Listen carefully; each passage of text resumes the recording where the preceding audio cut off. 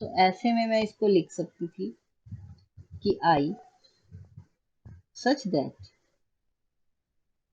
I is equal to 1 to 10। Back slash अब भी लगेगा, अब भी लगेगा, मतलब बैक स्लैश के अंदर आई है। इस तरीके से है कि आई 1 से 10। जैसे देखो, पहला तरीका तो ये है कि मैंने ये वैल्यूज ऐसे लिखी। दूसरा तरीका देखो ये क्या है, थोड़ा बड़ा करूँ स्क्रीन फिर मुझे दिक्कत आती है। D is equal to back slash I comma I is equal to 1 से 50 ब्रैकेट बंद, आई वाली फिर बैक स्लैश फिर ब्रैकेट। अब मैंने जो गलती की हुई है, एक तो ये डबल बिंदी नहीं आएगी, यहाँ क्या आएगा comma I is equal to 1 से 10। और ये जो आई है यहाँ से भी एक ब्रैकेट चलेगी। दोबारा देखते हैं हम बुक में, I comma I is equal to 1 से 50 ब्रैकेट बंद बैक स्लैश। तो मुझे इस ब्रैकेट की तो जरूरत ही नहीं है, ये फालतू में लगा रही हूँ मैं। ये है तरीका, I comma I is equal to 1 से 10। तो ये इनिशियलाइज हो गया, हम प्रोग्राम के अंदर ही लिख देंगे, फिर बाद में हमें रीड करके वैल्यू नहीं देनी पड़ेगी। वो इनिशियलाइज मतलब हमने शुरू में ही वैल्यू दे दी इसकी। ठीक है, एक तरीका। अगला तरीका, मान लेते हैं 50 तक एलिमेंट है, मान लेते हैं एक ही डायमेंशन है 50। अब कोई ये 50 बार लिखता रहेगा एलिमेंट्स, बहुत मुश्किल है। और सपोज उसके जो एलिमेंट्स हैं उनमें शुरू में तो है 5 और 8, उसके बाद जो है वो सारे एलिमेंट 2, 4, 6, 8, 10 ऐसे चलते चलते 47 तक, 47 दूनी 94, यहाँ तक ऐसे हैं, दुगने हैं मत। और उसके बाद आखिरी एलिमेंट है मान लो 9। 50 एलिमेंट पूरे हो रहे हैं, पहला एलिमेंट है, दूसरा एलिमेंट है, और ये 50वां एलिमेंट है। ये तो अलग अलग है। बीच के सारे कैसे हैं, अगर मैं इसको लिखूं आई कॉमा ये 2 स्टार आई है,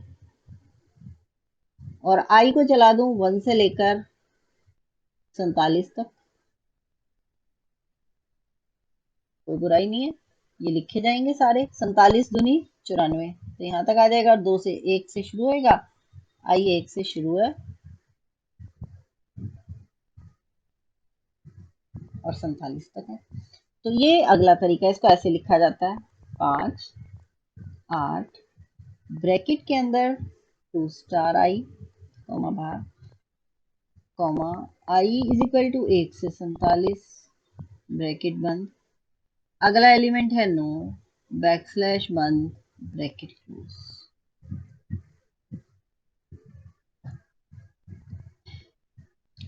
देखते हैं कि मैंने इसमें कोई गलती तो नहीं लिखी।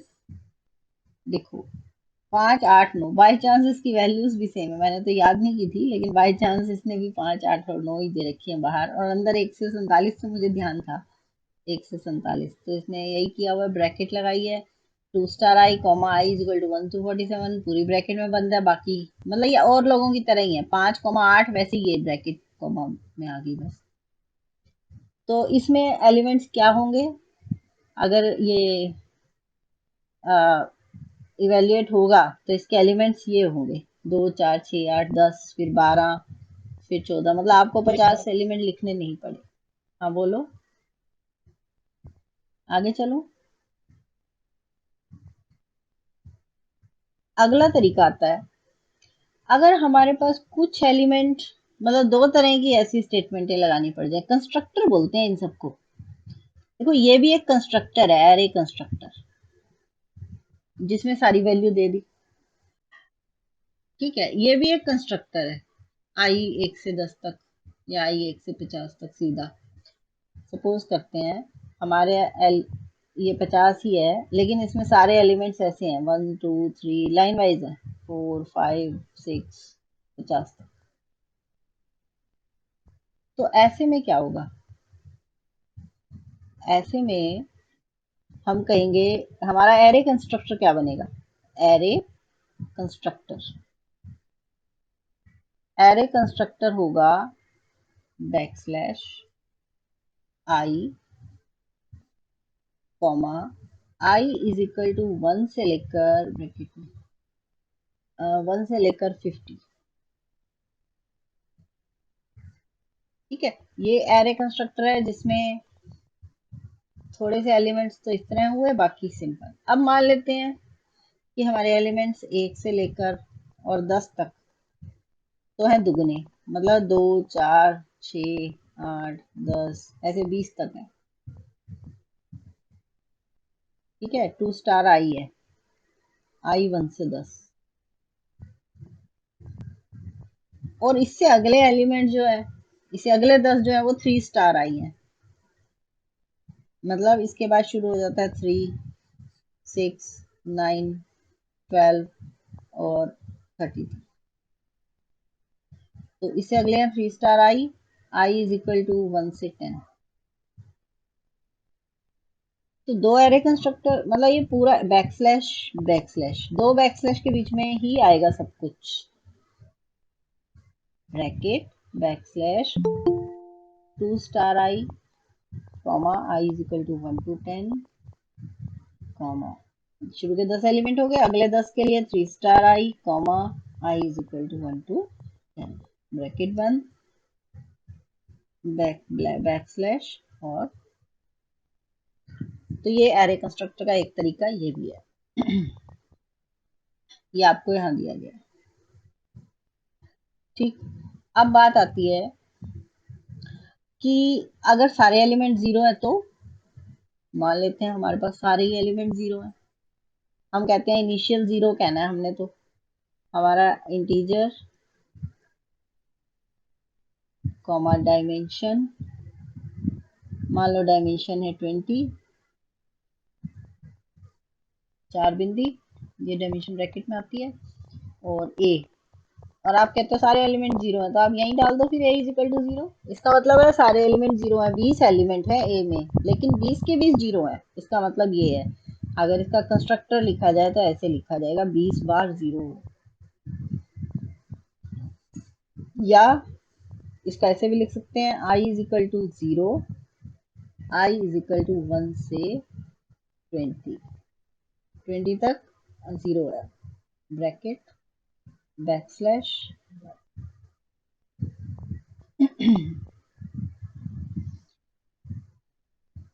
ओके, आगे देखो। अब आता है कि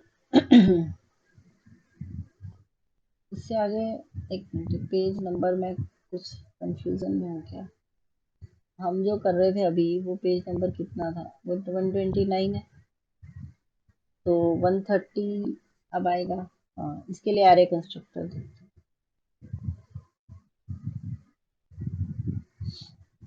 मान लो आपने हाई डायमेंशनल मैथ 128 नहीं 129, एक मिनट कहाँ पहुंच रहे हैं, 130 करना है हम, ये 130 में। अब हम कहते हैं कि मान लेते हैं हमारे पास ये रिशेप ये आती है एग्जाम में,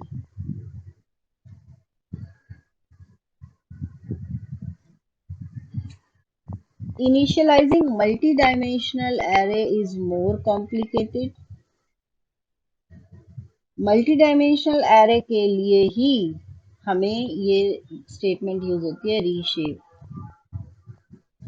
तो ये जो स्टेटमेंट है या ये जो कीवर्ड है रीशेप, इसमें क्या करते हैं हम, जैसे हमारा 6,5 कोई मैट्रिक्स है, पहले मैं मैट्रिक्स लिखती हूँ 6,5, इसका मतलब 6 रो हैं और 5 कॉलम है, यही मीनिंग हुआ। ठीक है, तो आप 6 रो और 5 कॉलम सोचो, आपका मैट्रिक्स है, मान लेते हैं इंटीजर डायमेंशन 6,5, और उसके बाद है इसका नाम है कुछ भी ए है। अब आपको पता है 6 रो और 5 कॉलम है, वो तो ऐसे होते हैं। लेकिन जब मैंने आपको मैट्रिक्स रीड करवाती थी मैं कंप्यूटर में ब्लैक स्क्रीन पे जब टाइप करती थी तो मैं ऐसे एलिमेंट टाइप करती थी ऐसे, मतलब पहले ये 5 करूं, ये 6 रोज है, 6 रोज, 3 4 5 6, तो पहले ये दो, दो चार, दो 6 एलिमेंट में टाइप करूंगी, फिर अगले 6 ऐसे चलते थे, याद है ना? तो अगर मैं टाइपिंग के हिसाब से देखूं, मुझे रीशेप में टाइपिंग की सीक्वेंस में लिखना है, 1 2 3 4 5 6 ऐसे इस सीक्वेंस में चलना है, 7 8 9 10 11 12 13 14 15 16 18, ऐसे अगले 19 20 21 22 23 24 25 26 27 28 29 30, टोटल 30 एलिमेंट है, ये 6 गुना 5, 30 एलिमेंट्स हैं। तो 30 एलिमेंट्स के लिए जो रीशेप में जो लिखने की सीक्वेंस रहेगी, बहुत ध्यान से देखना, रीशेप, उसके बाद ब्रैकेट, वही बैक स्लैश, पहला एलिमेंट ये, मान लो मेरी यही सीक्वेंस लिख, ये जो मैंने लिखा हुआ है यही है, तो 1 2 3, तो बंद कर देते हैं,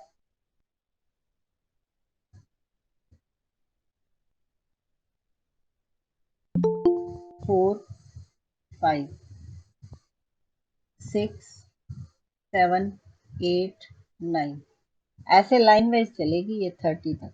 अगर मान लो मेरी वैल्यूज यही है, सपोज मेरा एक्चुअली मैट्रिक्स जो है वो ऐसे ही है, 1 2 3 4 5 6 7 8 9 10 11 12 13 14 15 16 17 18, 2 2 4 5, यहाँ एक कम रह गया,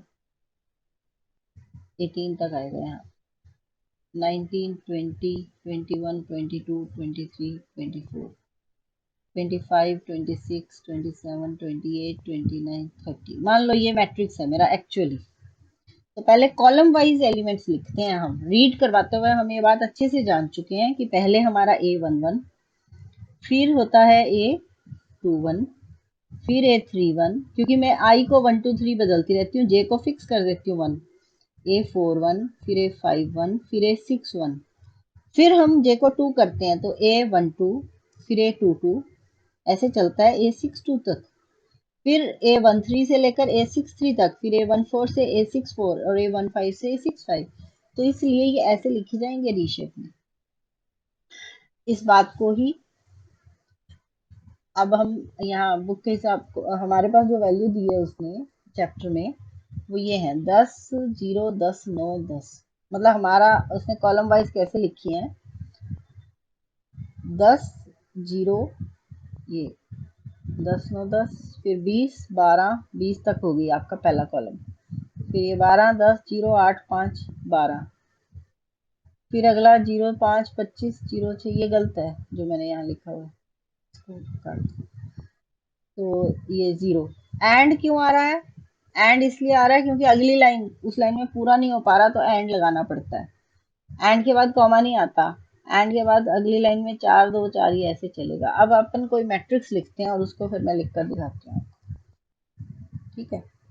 ऑब्जर्व दैट, यहाँ पढ़ो, observe that we have given the values column wise following reshape, reshape को फॉलो करते हुए हमने कॉलम वाइज वैल्यूज दी हैं, 1 2 3 4 5 6, 1 2 3 4 5 6, फिर 2 2 4 2 6, 0 तक हो गई, फिर अगला कॉलम 2 2 4 2 6 9 तक, और आखिरी 2 2 4 2 6 12, ऐसे वैल्यूज दी।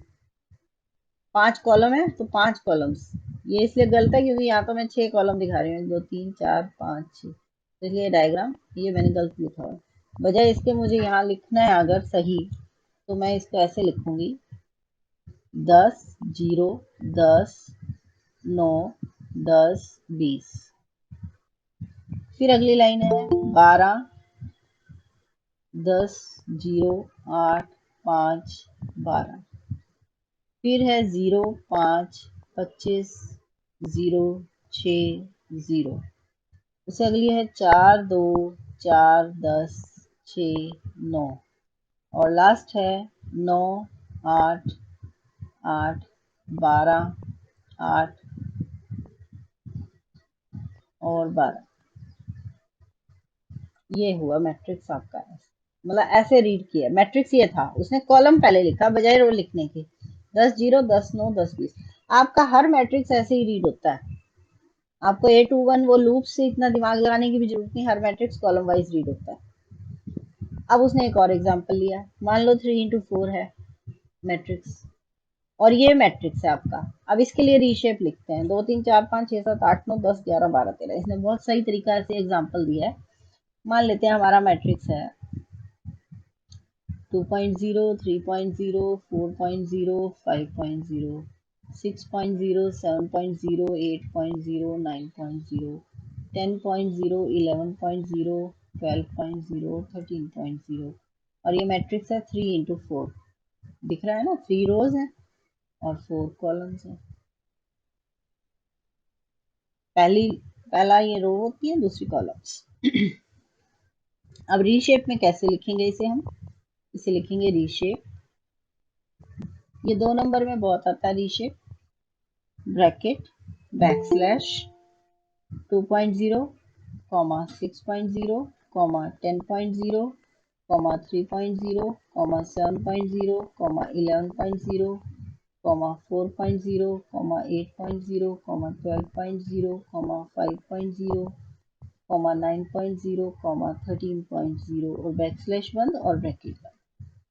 मतलब पहले मैंने ये कॉलम लिखा, फिर अगला कॉलम, फिर अगला कॉलम, फिर ये फोर्थ कॉलम, पहले फर्स्ट कॉलम, फिर सेकंड कॉलम, पहले फर्स्ट कॉलम, फिर सेकंड कॉलम, फिर थर्ड कॉलम। रीशेप में ऐसे लिखा जाता है, कंप्यूटर भी ऐसे ही पढ़ता है। ये हो गया आपका रीशेप। अब इसने इसी के लिए और 12 एलिमेंट्स होंगे। एंड वर्ड कब लगाना है, जब एक लाइन के बाद अगली लाइन में जाना पड़े तो एंड लगता है। देखो अब यहाँ ये क्या कर रहा है, ये यहीं पर डिक्लेयर कर रहा है। इनिशियलाइजिंग का मतलब क्या होता था, बहुत ध्यान से देखना इस चीज को। इनिशियलाइज का मतलब होता था कि डिक्लेयर करना, एक तरह का यही मीनिंग होता था। तो इनिशियलाइज कर रहा है, तो यहीं पर x को वैल्यू डालना चाहता है। अभी x ये है, जैसे x बराबर 0 डाल दो, या x बराबर कुछ और डालना है, 0 नहीं है x। अगर x 0 नहीं है तो जो भी है वो डाल दो। x इज इक्वल टू के बाद एंड लगाया, अगली लाइन में जाना पड़ा, इससे जगह खत्म हो रही थी, तो इसने रीशेप करके लिख दिया, सारी वैल्यूज डाल दी। हाँ, एक चीज रह गई थी रीशेप में बतानी, हर जगह ही रह रही है। ब्रैकेट बंद होने के बाद आपको एक छोटी सी ब्रैकेट और लगानी है, उसमें डायमेंशंस लिखनी है। 6,5, यहाँ डायमेंशन थे 6,5, यहाँ डायमेंशन है 3,4। तो जो मैं स्टेटमेंट लिख रही थी, यहाँ ब्रैकेट बैकस्लैश 3,4, ये जो इससे पिछला तो मैंने लिखा ही नहीं था, उसमें ब्रैकेट बैकस्लैश 6,5, ये होता है रीशेप। अब जैसे ये 3 2 2 है, और इसकी मान लेते हैं इसमें 3 दूनी 6 दूनी 12 एलिमेंट है। 12 एलिमेंट हम कहते हैं कि ऐसे हैं, इसको मैं करके दिखाती हूँ। मान लिया एक मैट्रिक्स है ए, उसकी डायमेंशन है 3,2,2, तो 3 × 2 × 2 12 एलिमेंट है। अब वो 12 एलिमेंट्स की जो डायमेंशंस हैं, नहीं सॉरी, क्या बताना है मुझे, कि 12 एलिमेंट वैल्यू, हाँ, मान लेते हैं हमारी वैल्यूज ऐसी हैं, 12 वैल्यूज 2 से शुरू होकर 2 4 6 8 10 24 तक। तो मैं इसको रीशेप में कैसे लिखूंगी, मैं इसको लिखूंगी reshape bracket backslash 2 star I, comma I is equal to 1 से 10 12, ब्रैकेट बंद बैकस्लैश बंद, उसके बाद कॉमा, अगला डायमेंशन का बैकस्लैश 3,2,2 बैकस्लैश ब्रैकेट बंद। तो ये रीशेप पूरा हुआ, देखो ये रीशेप है। लेकिन एक ब्रैकेट इसके पूरे के बाहर भी आती है, यानी कि ये यहाँ से एक बड़ी ब्रैकेट और पूरे को बंद करेगी, कि भाई ये तो एलिमेंट्स हैं और ये इसका डायमेंशन है। जैसे यहाँ भी एक बड़ी ब्रैकेट आएगी, पूरे को बंद करेगी कि ये एलिमेंट्स हैं और ये डायमेंशन है। तो बड़ी ब्रैकेट से सारा ही बंद होगा, होंगी सब राउंड ब्रैकेट, स्क्वायर ब्रैकेट कोई नहीं है। ठीक, तो अब अगर मैंने ऐसे लिख दिया तो मैं एलिमेंट्स पूछता है वो कि चलो ये रीशेप हो गया, आप इसके एलिमेंट्स बताओ, दो एलिमेंट की डायमेंशन क्या होगी। अब आपको पता है थ्री के लिए वो क्या करेगा, ए, वन, टू और थ्री। ठीक है, पहले यही रीड करता है वो। फिर अच्छा, जे को वो मान लो कर देता है, इसको टू वाले को कर देगा, यहाँ वन फिक्स कर दिया उसने, इसको भी वन फिक्स कर रखा है। अब अगली बार क्या होगा, ये तो वन टू थ्री है ही, इसमें तो कुछ होना ही नहीं, हर बार वन टू थ्री होना है। ये जो वन वाली जगह थी ये टू हो गई, इसको वन ही रहने दोगे।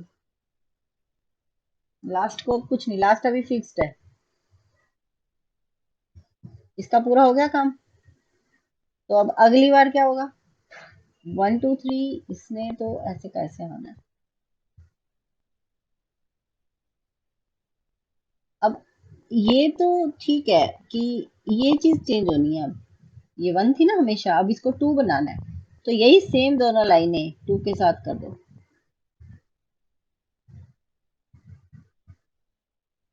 One two two, two two two, three to.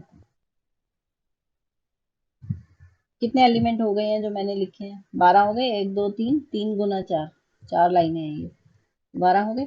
तो इसका मतलब है मेरी पहली वैल्यू इसको मिलेगी, अगली वैल्यू इसको मिलेगी, अगली वैल्यू इसको मिलेगी। रीड वो ऐसे करता है, ये अगर ये मैट्रिक्स है, मैट्रिक्स की तरह नहीं लिख रही मैं, रीडिंग बता रही हूँ कि पहले टू पढ़ेगा, फिर फोर पढ़ेगा, फिर सिक्स, फिर एट, फिर टेन, फिर ट्वेल्व, फिर फोर्टीन, फिर सिक्सटीन, फिर एटीन, फिर ट्वेंटी, फिर ट्वेंटी टू, फिर ट्वेंटी फोर।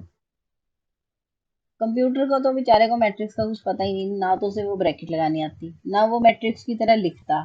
तो मैट्रिक्स तो तुम जानते हो, कंप्यूटर तो कॉलम वाइज ही पढ़ता है, उसके लिए तो पहली एंट्री यहाँ लिखनी है, दूसरी एंट्री मैट्रिक्स के हिसाब से ये वाली है, पर वो उसे ऐसे टाइप कर रहा होता है।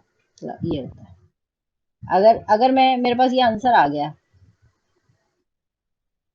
और मुझे कहा जाता है कि हाथ से मैट्रिक्स लिखो इसे, तो मैं इसको ऐसे लिखूंगी, दो चार छः, आठ दस बारह, चौदह सोलह अठारह, बीस बाईस चौबीस। अब तीन गुना दो तो वैसे ही नहीं लिखा जा सकता है, तो थ्री डायमेंशनल है, थ्री डायमेंशनल को तो कॉपी में बनाना ही मुश्किल है। टू डायमेंशनल है ये, टू डायमेंशनल में इसकी डायमेंशन आपके हिसाब से तो थ्री रोज और फोर कॉलम्स, आपके हिसाब से तो थ्री इंटू फोर है। ठीक है, लेकिन उसने तो हमें डायमेंशन दी थी three into two into two. Three D का मतलब समझते हो, थ्री डी का मतलब ये क्यूब, मतलब एक डायमेंशन अलग ही कहीं लिखो डेप्थ में। तो अभी हम इस डेप्थ इस और उसमें नहीं उलझते, हम अपनी बात पे आगे चलते हैं, ये खत्म हो जाता है यहाँ तक रीशेप। ये तो सिर्फ रीशेप हुआ, और एक छोटी सी चीज और रह रही है, बस यहीं तक करना है आज हमने, ये हमारा काम है। शेप वर्ड और सीखना, ये शेप है, शेप, रैंक, साइज और एक्सटेंट, ये चारों बातें छोटी सी 10 लाइनों में कवर हो जाती हैं। कैसे, हम ऐसा एग्जांपल लेते हैं कि रियल डायमेंशन,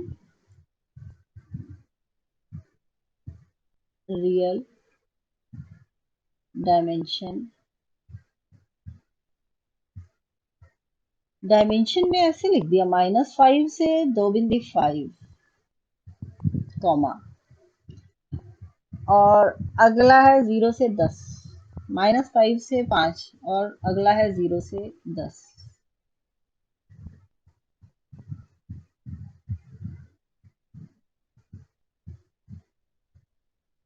और ये एक ही मैट्रिक्स की डायमेंशन है, क्योंकि एक ही ब्रैकेट के अंदर है। तो हमारा एक रूल होता है, वो होता है lower bound upper bound minus lower bound +1, 5 minus, -1 जमा 1, ये हो गया 5 जमा 1, 6 जमा 1 7 हो गया। इसका बनाएंगे तो 10 -0 +1 कितनी होगी, 11। यानी एक्चुअली ये डायमेंशन 7,11 है, और इसमें 77 एलिमेंट आएंगे।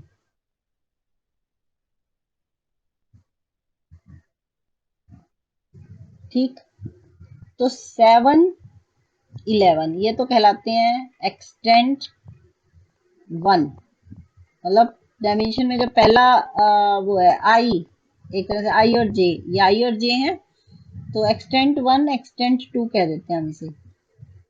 पहले सफिक्स की एक्सटेंट, दूसरे की आई और जे की एक्सटेंट है। नंबर ऑफ एलिमेंट्स चाहिए तो वो 11 गुना 7 हो गए 77। ये एक्सटेंट ये लिखिए, -1 से 5, 0 से 8, 15 और 5, मैं यही एग्जांपल लिखती हूँ।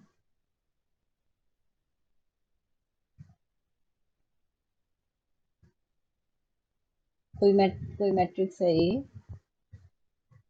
उसके लिए -1 से 5, 0 से 8, 15 और 5, ये चार अलग अलग सफिक्स है, मतलब पहला, दूसरा, तीसरा, चौथा। पहले तो lower upper bound minus lower bound +1, इसके हिसाब से ये बनेगा 5 जमा 1 जमा 1 7 हो गया, 8 -0 + 1 9 हो गया, और बाकी 15 और 5 सीधे हैं, तो 7 9 15 5। तो एक्सटेंट के ऊपर भी कई बार पूछ लेते हैं, तो एक्सटेंट 1 कितनी हुई 7, एक्सटेंट 2 कितनी हुई 9। मतलब अगर इसमें आई जे के एल कहूँ इन्हें, जैसे ए आई जे के एल, ए आई कॉमा जे कॉमा के, 4 डायमेंशन मैट्रिक्स है या कुछ भी है, वेक्टर है, तो एक्सटेंट 1 एक्सटेंट 2 एक्सटेंट 3 कितनी कहलाएगी 15, और एक्सटेंट 4 होगी 5। ये तो होती है एक्सटेंट। अब अगर नंबर ऑफ एलिमेंट्स देखे जाए तो क्या है, 7 गुना 9 गुना 15 गुना 5, ये इसके नंबर ऑफ एलिमेंट्स हैं। वो साइज होता है, नंबर ऑफ एलिमेंट साइज होता है, गुना करके 4725 आ रहा है। साइज होता है इनकी गुना, तो गुना करके आपके पास आ रहा है साइज 7 गुना 9 गुना 15 गुना 5, ये 4725 आ रहा है, ये है साइज ऑफ ए की बात हो रही है ये। उसके बाद शेप, शेप होती है extent 1 comma extent 2 comma extent 3 comma extent 4, चारों एक्सटेंट लिखनी है। मतलब शेप है 7,9,15,5। एक तरह से जब तुम कोई भी मैट्रिक्स कहते थे ना 3 into 4 मैट्रिक्स है, तो वो शेप होती थी, 3,4 उसकी शेप है। बस यहाँ 7,9,15,5 ये उसकी शेप है। शेप हो गई, एक्सटेंट हो गई, साइज हो गया। अब रैंक बताना है। रैंक होता है जितनी डायमेंशन है, जैसे ये 2 डायमेंशनल मैट्रिक्स है, ये 4 डायमेंशनल है, ठीक है, कोई 3 डायमेंशनल होगा, तो जितनी डायमेंशन है वो रैंक है। तो ये इसका रैंक है 4, क्योंकि इसमें 4 डायमेंशन है। देखो यहाँ रैंक 4, एक्सटेंट, साइज, शेप, यही सिखाना था। रैंक नंबर ऑफ सब्सक्रिप्ट्स, सब्सक्रिप्ट्स कौन होते हैं आई जे के एल। जब हमारे 4 सब्सक्रिप्ट हैं आई जे के एल, तो रैंक तो जितनी उनकी संख्या है गिनती।